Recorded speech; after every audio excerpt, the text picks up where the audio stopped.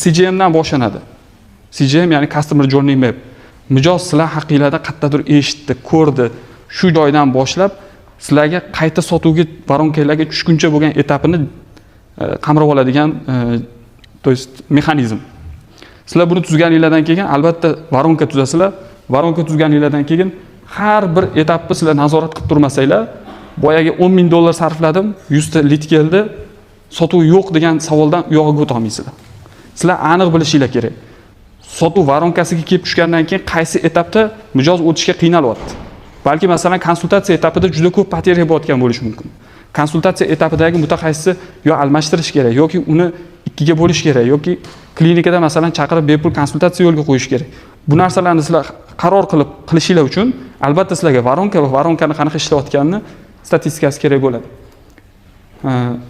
Mijozlar bilan vaqtida aloqa qilish, o'sha telefon qilish mumkin, SMS yuborish mumkin. Bu ham juda muhim narsa. Bu uchun ham o'sha sizlar qo'lingizda instrument bo'lishi kerak.